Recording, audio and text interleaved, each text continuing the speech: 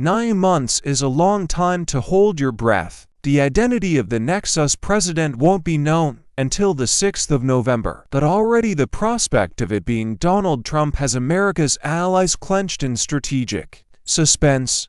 In European democracies, the fear is existential. For 75 years, their security has been guaranteed by the North Atlantic Treaty, which Trump scorns as a bad deal for the US. At a rally over the weekend, the former president boasted of having encouraged Russia to do whatever the hell they want to. Countries that weren't, in his view, paying their NATO bills. If returned to the White House, Trump might not actually renege on US commitments of mutual assistance to countries that fear they are in Vladimir Putin's firing line. That the former president doesn't have to mean exactly what he says, or even win the election, for his words to have effect. Ambiguity undermines deterrence. American unreliability will permeate every discussion when NATO defense ministers gather in Brussels this week. The gripe that Europeans free ride on America's defense budget is an old refrain. Most NATO members accept it, is also a fair one. Only a minority have met the commitment made in 2006 to allocate 2% of GDP for defense spending. But in the past, frustration at the asymmetry of contribution has been softened by historical allegiance and alignment of values. Even in terms of self-interested realpolitik, Washington could value the upkeep of European democracy, stability and prosperity as a NATO dividend. Not Trump. He doesn't do alliances, only transactions and threats. Mutual benefit is for wimps. The test of a good deal in Trump world is that the other party feels cheated. For that reason he despises the EU even more than NATO because it isn't a US client. It has its own commercial heft as a continental trading bloc. The ambition to spike Europe's guns as an economic superpower is another thing Trump has in common with Putin.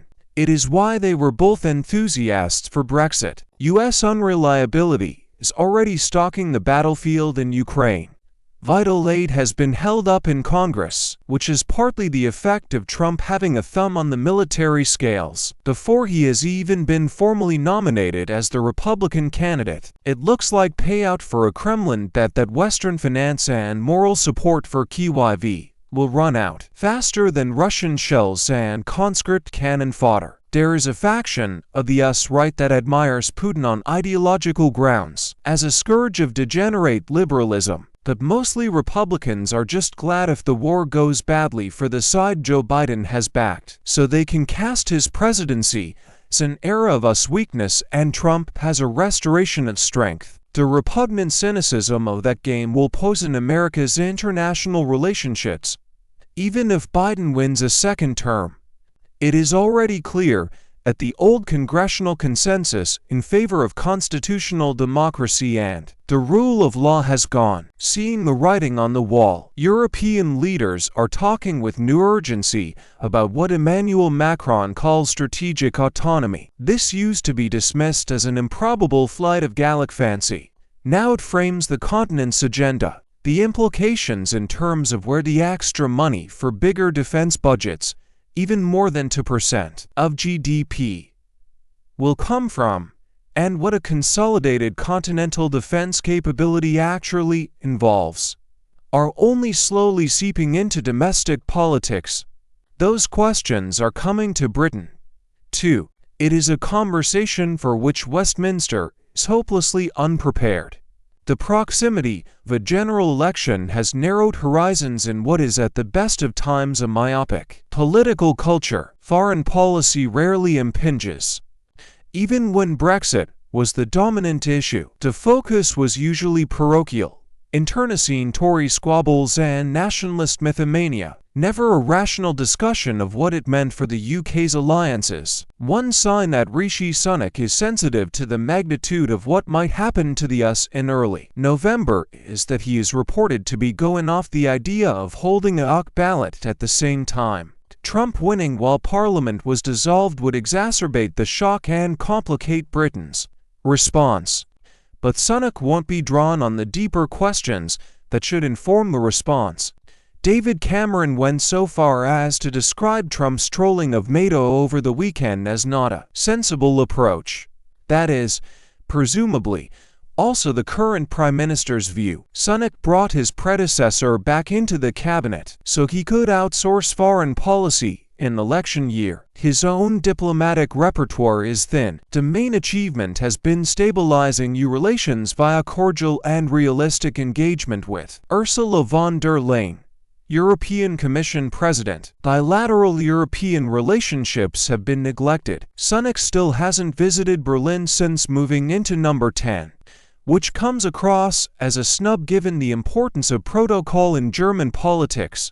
He has been to Paris, prompting reports of a budding bromance with Macron. That there is no substance to the partnership. The French president expected a high-level exchange of geopolitical analysis.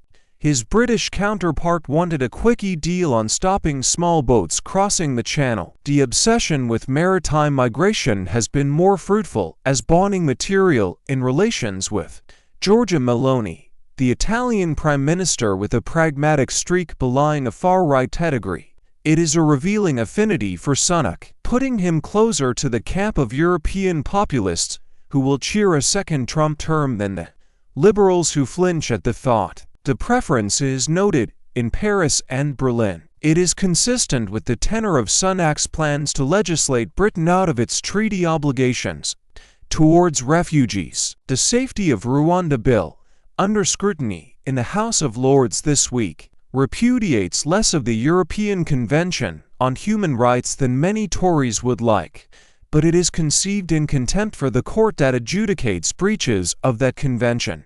It implies that international law should melt under the heat of a government's impatience to deport unwanted foreigners. The spirit is Trumpian.